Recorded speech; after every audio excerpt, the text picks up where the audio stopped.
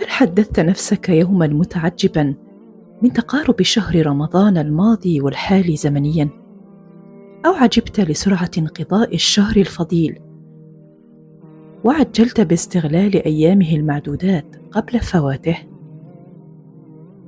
فكما ورد في صحيح مسلم أن النبي صلى الله عليه وسلم قد قال: لا تقوم الساعة حتى يتقارب الزمان، فتكون السنة كالشهر، ويكون الشهر كالجمعة، وتكون الجمعة كاليوم، ويكون اليوم كالساعة، وتكون الساعة كاحتراق صعفة النخل.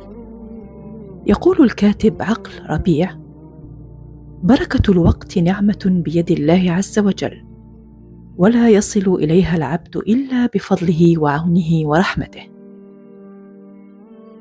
فإذا كان الحبل مع الله متصلا بد لعبده حبل البركة في وقته. أما من دون إعمار العلاقة مع الله فلا تتحقق البركة مهما خطط لها. فأين نحن من إعمار العلاقة مع الله؟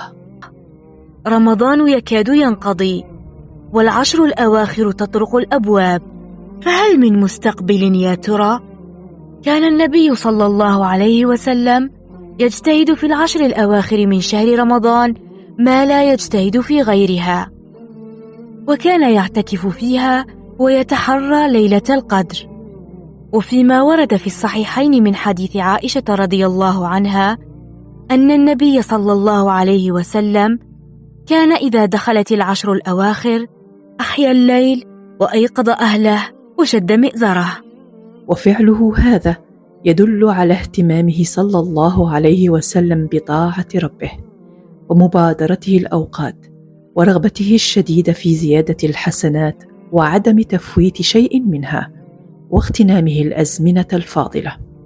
لذلك ينبغي علينا نحن المسلمين الاقتداء بنبينا صلى الله عليه وسلم، والجد والاجتهاد في عبادة الله، وألا نضيع أي ساعة من ساعات هذه الأيام والليالي المباركة، لأن المرء لا يدري إن كان سيدركها مرة أخرى أو يتخطفه هادم اللذات ومفرق الجماعات، الموت الذي هو نازل بكل امرئ إذا جاء أجله وانتهى عمره، فحينئذ يندم المرء حيث لا ينفع الندم.